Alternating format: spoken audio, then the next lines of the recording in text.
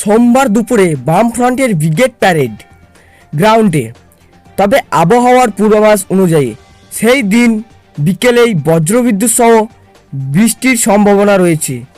শুধু তাই নয়, উত্তরবঙ্গের দিকে ধেয়ে আসছে ভারী বর্ষা। আলিপুর আবহাওয়া দপ্তরের সূত্রের খবর, শনিবার থেকেই দার্জিলিং, জলপাইগুড়ি, কালিম্পং, আলিপুরদুয়ার এবং কোচবিহার জেলায় ভারী বৃষ্টি পূর্বাভাস জারি করা হয়েছে।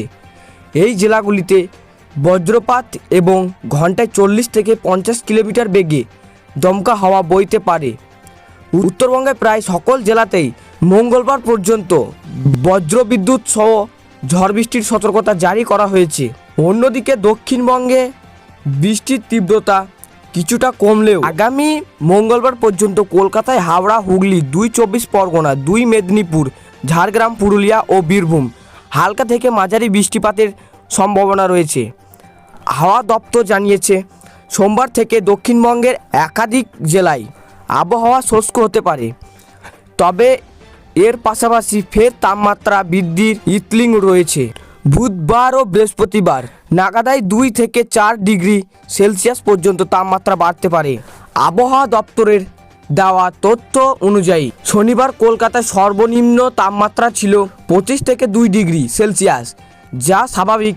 তবে শুক্রবার শহরে সর্বোচ্চ তাপমাত্রা ছিল 31 থেকে 2 ডিগ্রি, যা স্বাভাবিকের চেয়েও 4.4 ডিগ্রি কম ছিল। এই পরিস্থিতি বেশি দিন স্থায়ী হবে না বলেই আভাস পাওয়া যাচ্ছে। এদিকে সমুদ্র এবং উপকূলবর্তী এলাকাতেও আবহাওয়ার প্রবেশ অনুভূত হচ্ছে। সেখানে ঘন্টায় 45 থেকে 50 কিলোমিটার বেগে ঝোড়ো হাওয়া বইতে পারে এবং দমকা হাওয়ার গতি 50 কিলোমিটার পর্যন্ত পৌঁছাতে পারে। আলিপুর আবহাওয়া দপ্তরের আগামী 24 ঘন্টার মধ্যে মৎস্যজীবীদের সমুদ্রে যেতে নিষেধ করেছে।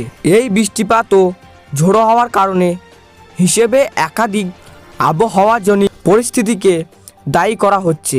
পাঞ্জাব, অসম, উত্তরপ্রদেশ এবং উত্তর বাংলাদেশের ওপরে একটি ঘূর্ণাবর্ত তৈরি হয়েছে।